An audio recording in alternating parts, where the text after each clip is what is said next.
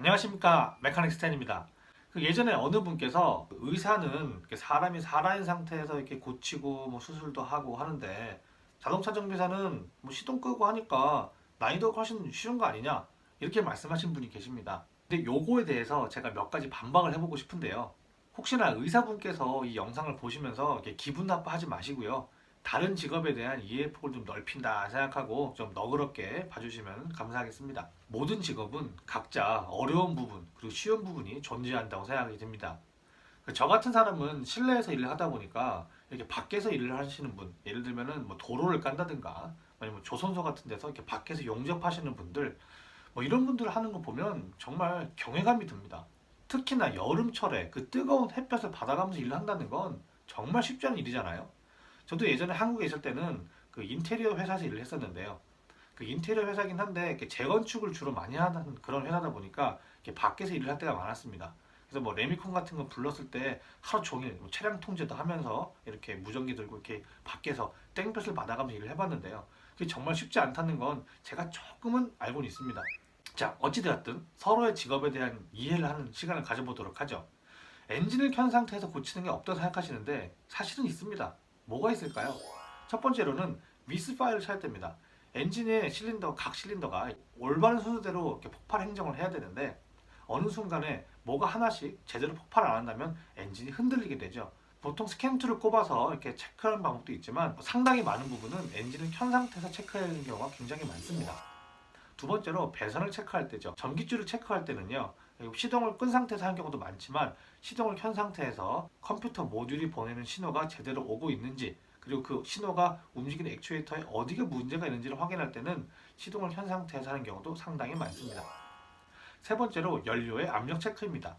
디젤 같은 경우에는 워낙 초고압이기 때문에 실제 이렇게 시동을 켠 상태에서 할 때는 게이지를 꼽고 하는 게 아니고 컴퓨터로 찍어서 보는데요. 가솔린 차량 같은 경우에는 연료 파이프 중간에 게이지를 꼽아가지고 시동을 켠 상태에서 이게 게이지가 움직이는 걸 보면서 이게 압력이 얼만큼 유지가 되고 있는지 이런 걸 확인하게 됩니다. 네 번째로 각종 베어링의 잡음 체크를 할 때입니다. 베어링은 상당히 여기저기 많이 있습니다. 엔진 내부에도 있고 밖에도 있고 뭐 타이어에 있는 휠에도 있고 회전하는 수많은 부품에는 베어링이 엄청나게 많이 들어가 있는데요. 이 부품들을 확인할 때는 엔진 시동 걸린 상태에서 확인하는 경우가 상당히 많습니다. 다섯 번째로 냉각수 누수 확인 및 그 다음에 냉각수를 보충할 때입니다. 냉각수가 새는 거는 보통 핑크색이나 혹은 형광색으로 이렇게 센 부분이 나와 있기 때문에 육안으로 확인도 가능하지만요. 경우에 따라서는 시동을 걸어놓고 새는 부분을 찾아낸 경우도 있습니다. 여섯 번째로 엔진 내부의 소음을 확인할 때입니다. 시동을 걸지 않고서는 엔진 내부의 소음을 확인할 방법이 없습니다. 시동을 걸어놓고 청진기를 꼽은 상태에서요. 이렇게 여기저기 소음을 체크해 보는 거죠. 그래서 위쪽인지 중간인지 밑인지 앞인지 뒤인지 위치를 확인해 보면은 어느 부분에 문제가 있는지 확인이 가능하게 되는 거죠. 일곱 번째로 에어컨 수리 및 냉매 보충입니다. 에어컨을 점검할 때는 시동을 건 상태에서 고압과 저압 파이프 쪽에 게이지를 연결해서 게이지의 압력을 보면서 어느 부분이 막혔는지 어느 부분이 작동을 안 하는지를 확인할 수 있는데요. 이거는 시동이 걸리지 않은 상태에서는 제대로 정확한 확인을 할 수가 없습니다. 또한 냉매를 보충할 때도 시동이 걸린 상태에서 냉매를 주입하기 때문에 이 또한 꼭 시동이 걸린 상태에서만 수리가 가능한 부분이라 볼 수 있겠습니다. 대충 이 정도로 정리해 볼 수 있겠습니다. 위의 내용들은 점검에 가깝고 실제 수리할 때는 시동도 끄고 배터리도 분리해서 하니까 이거 뭐 의사가 살아있는 사람을 고치는 거에 비해서 좀 수월한 거 아니야? 이렇게 생각할 수 있는데요. 수리하다가 전기가 합선이 되어서 각종 부품이 망가지는 걸 방지하기 위해서 자동차 배터리의 마이너스 부분을 빼놓고 수리하는 것처럼 의사분들도 환자가 고통을 느끼지 않게 마취를 한 상태에서 살도 찢고 몇 뼈도 깎고 뭐 이런 거 아니겠습니까? 만약 마취 없이 모든 수술을 하신다면 제가 100% 인정하겠습니다. 또한 사람을 고치는 것과 자동차를 수리하는 것은 어느 면에서는 비슷한 점이 있는데요.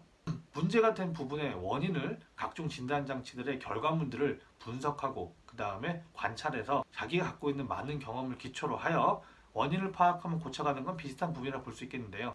다만 기계는 고치는 사람을 죽게 만들 정도로 각종 화학물질들과 뜨거운 열, 그리고 회전하는 것들의 위험한 것들, 또 각종 부품들의 무게로 인한 압사 혹은 부상 등의 위험이 있지만 그 의사분들은 감염에 대한 철저한 보호장구만 잘 갖춘다면 제 생각에 위험도가 조금 낮지 않나라고 생각이 드는데요. 이렇게 서로 다른 조건, 다른 환경이란 뜻입니다. 근데 여기서 결정적인 차이점이 하나 더 있습니다. 사람은 수술받다가 죽을 수도 있지만 기계는 돈만 들이면 100% 고칠 수 있다는 점이죠.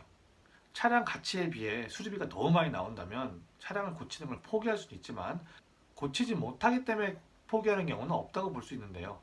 바로 이 점이 사람을 살리는 의사분들이 정말 대단한 거죠. 억만금의 돈으로도 해결할 수 없는 사람의 목숨을 살리고 다친 부분을 고치는, 이건 정말 어렵고 힘든 부분이라 생각이 듭니다. 각각의 직업은 서로 다른 방식으로 일하고 문제 해결 방법 또한 다릅니다. 제 경력이 아직 충분하다고 생각하지도 않고요. 정비에 대한 지식이나 경험도 아직은 부족하지만 지금까지 일을 하면서 배우고 느낀 점은 공부해야 될 부분은 끝없이 있고, 진단을 해야 될 때 오진을 하지 않기 위해서 이렇게 저렇게 확인해 가면서 확실할 때까지 점검을 해야 되는데, 시간 제한이 있다 보니까, 그러다 보니까 매뉴얼에 있는 걸 모두 따라할 수도 없고 증상과 제 경험에 비추어서 확률이 높은 순으로 이렇게 찾는 거를 해야 되는 그런 어려움도 있고요. 정비를 제대로 하지 않아서 만약에 사고라도 난다면 정말 책임져야 될 일도 생기는, 정신적으로 또 육체적으로 스트레스가 쌓이는 부분도 상당한데 그에 비해서 연봉은 좀 낮은 거라고 생각이 들 때도 있습니다. 하지만 저는 힘들고 지칠 때 EBS의 극한 직업이라는 프로그램을 보는데요. 혹시 보신 분들은 알 수 있겠지만 거기 나오는 정말 여러 직업들을 보다 보면 제가 하는 일은 진짜 이건 정말 엄청 쉬운 일이고 돈도 엄청 받는다고 느껴지기도 합니다. 이처럼 모든 직업은 이렇게 상대적인 거라고 생각이 듭니다. 무슨 일이든 자신이 하는 일이 가장 힘들고 어렵다고 생각이 드는 법 아닐까요? 서로의 직업을 존중해주고 이해하는 마음이 많아졌으면 하는 바람입니다. 다른 이에게 도움을 주는 이 세상에 수많은 직업을 가진 여러분들은 모두 존중받아야 될 사람들입니다. 이상 메카닉 스탠이었습니다. 시청해주셔서 감사합니다.